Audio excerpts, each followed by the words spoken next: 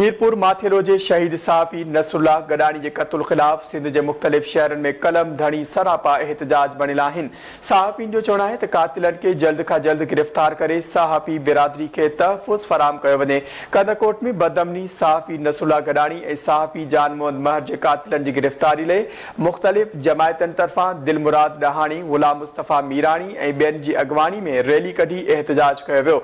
सिजावल जुणेजो में सिंध सहाफ़ी इत्तिहाद जे सॾ ते शहीद सहाफ़िन नसरुल्लाह गडानी ऐं जान मोहम्मद महर जे कातिलनि जी गिरफ़्तारी लाइ सहाफ़िन ऐं सिविल सोसाइटी जे नुमाइंदनि तोड़े शहरिन एहतजाजी मुज़ाहिरो कयो। दादलिकारी में शहरिन शहीद सहाफ़ी नसरुल्लाह गडानी जी तस्वीर रखी भेटा पेश कई ऐं कातिलनि जी गिरफ़्तारी लाइ एहतजाजी मुज़ाहिरो कयो। दोदापुर में मीरपुर माथेरो जे बहादुर सहाफ़ी नसरुल्लाह गडानी ऐं जान मोहम्मद महर जे कातिलनि जी गिरफ़्तारी लाइ सहाफ़ी इत्तिहाद जे सॾ ते एहतजाजी मुज़ाहिरो करे सख़्त नारेबाज़ी कई वई। हयात पिताफ़ी में सहाफ़ी बिरादरी के तहफ़्फ़ुज़ ॾियारण लाइ कलम धणिन रैली कढी प्रेस क्लब आॾो एहतजाज कयो। खानपुर महर, कुंभ, पनो आकिल, काज़ी अहमद, सेवण, ठरी मीरवा ऐं उमरकोट समेत ॿियनि शहरनि में कलम धणी रैलियूं कढी मुज़ाहिरा कया। अॻवाननि चयो त सहाफ़ी बिरादरी जे लाइ सिंध में रहणु ख़तरनाक बणिजी वियो आहे। हक़ ऐं सच लिखण तां कलम धणिन खे क़त्ल कयो वञे थो। हुननि मुतालबो कयो त सहाफ़ी नसरुल्लाह गडानी, जान मोहम्मद महर जा कातिल गिरफ़्तार करे कलम धणिन खे तहफ़्फ़ुज़ फ़राहम कयो वञे।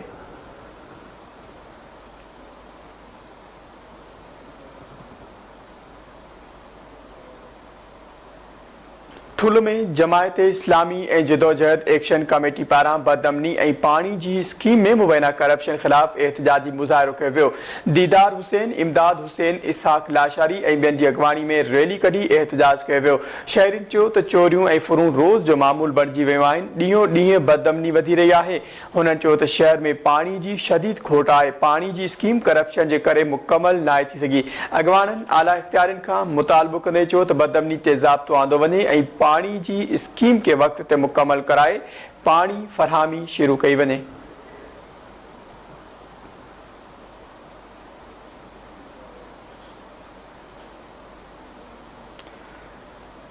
झुडे जे मीर पाड़े जो रहवासी सरकारी मुलाज़िम 8 सालनि खां पघार न मिलण जे करे बुखूं काटण ते मजबूर आहे। संदसि चवणु आहे त मासूम ॿार ईद जी ख़ुशी खां महरूम आहिनि। सरकारी स्कूल जो मुलाज़िम 4 ॿारनि जो पीउ मीर ग़ुलाम अब्बास टालपुर 8 महीननि खां पघार न मिलण करे फाका कशी ते मजबूर आहे। मीर ग़ुलाम अब्बास ॾाहींदे चयो त 8 साल अॻु मुंहिंजे पुट ते घर जी छित किरी पई हुई, जंहिंखे इलाज लाइ सिर्फ़ 2 ॾींहं मीरपुर ख़ासि वठी वियसि त पोयां बायोमेट्रिक ॼाणाए ग़ैर हाज़िर करे ID बंदि कई वई आहे। हुननि चयो त मूं मोकल जी दरख़्वास्त पिणु ॾिनी हुई, पर उन बावजूद पघार बंदि करे बुखूं काटण ते मजबूर कयो वियो आहे। आला इख़्तियारनि खां मुतालबो कयो आहे त ID खोले फौरी तौरु रहियल पघारूं ॾियारे फाका कशी खां बचायो वञे।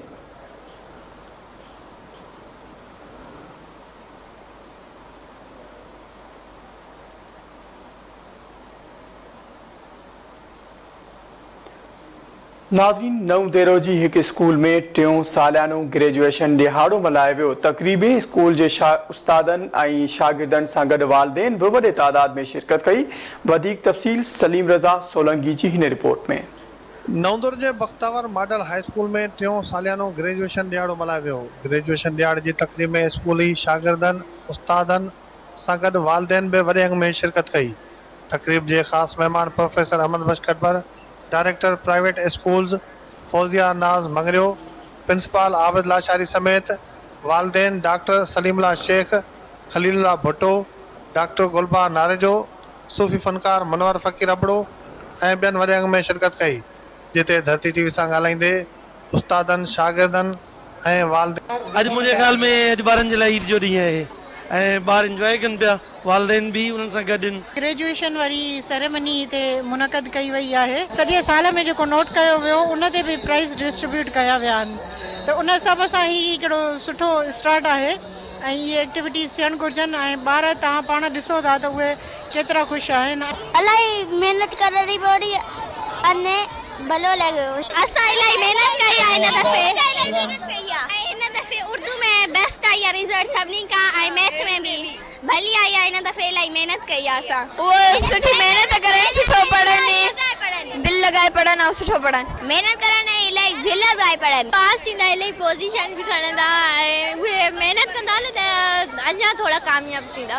तमामु सुठे तरीक़े सां ॿार अचीव कनि था। जेको बि उस्ताद पढ़ाए थो उहो हू पंहिंजो बाक़ाइदगीअ सां उन्हनि खे पढ़नि था ऐं सुठो आहे। हीउ तरीक़ो जेको आहे इहो सुठो आहे। ॿार हिन मां ख़ुशि था थियनि।